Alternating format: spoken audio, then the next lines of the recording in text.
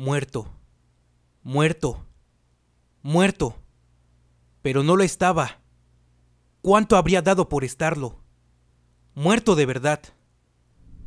Prisionero, enterrado, abandonado, olvidado por la eternidad. ¿Cuánto tiempo llevaba ahí? Si medía el tiempo tal como lo hacía cuando estaba vivo, cuando era mortal, la suma equivalía a muchos centenares de años, varios miles. El mundo había cambiado desde entonces. Había avanzado, como gustaban decir todos, pero estaba muy lejos de ser así. En cierto modo era verdad, puesto que ya no iban a pie o a caballo, sino en autos y aviones.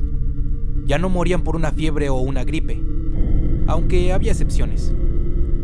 Podían comunicarse de una punta del mundo a la otra en un instante. Ya no se mataban con arcos y espadas, sino con armas de fuego. En muchas formas habían avanzado, pero se habían transformado y también habían olvidado. Habían olvidado que el universo no es ni era tal como lo conocen. Habían olvidado aquello que hace que el mundo gire. Lo habían olvidado a él, a los seres como él, a sus congéneres. Habían olvidado que cuando el todo nació, el poder era de todos. En parte los entendía, porque ahora todos estaban enclaustrados, cuando no muertos, y los otros, agotado su poder por el esfuerzo que les llevó recluirlos, muertos o tan débiles que lo mismo daba que lo estuvieran.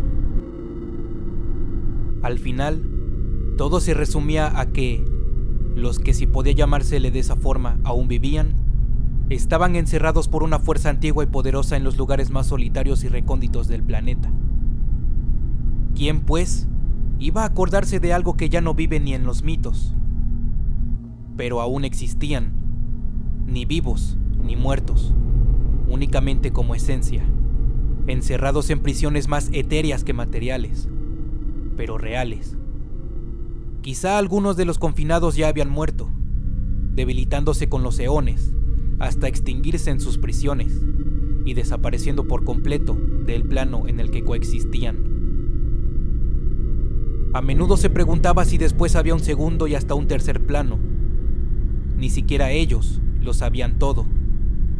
De todas maneras, no importaba de momento.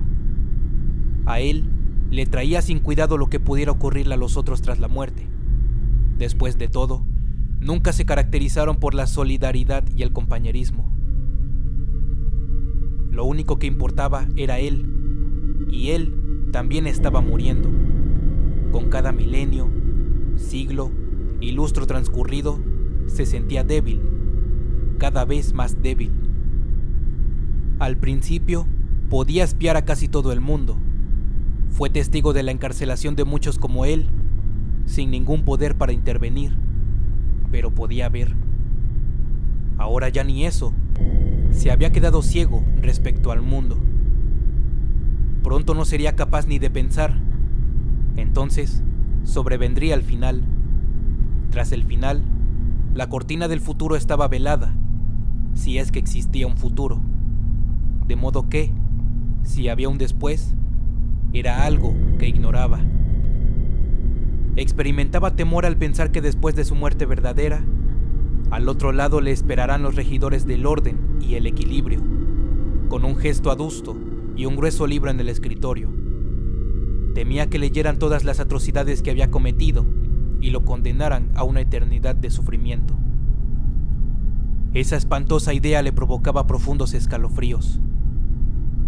Él no quería esa eternidad, quería otra, y esa otra le parecía tan cercana y a la vez tan lejana.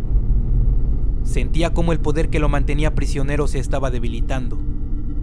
De ser un poco más fuerte, podría romperla y salir, pero lo cierto es que estaba más débil que la propia barrera. No le era de ninguna utilidad esa debilidad en los muros de su prisión. Únicamente existía una posibilidad. Él no podía romper el hechizo, pero si obtenía ayuda, sí, claro que sí, era la única posibilidad real. Con la ayuda adecuada, podría ser libre. Lo mejor de todo era que el sitio en el que se hallaba ya no era el lugar solitario de hace 5000 años. Cerca, muy cerca, había una población. Si concentraba todas sus fuerzas en un solo objetivo, si ponía todo su empeño, tal vez, solo tal vez,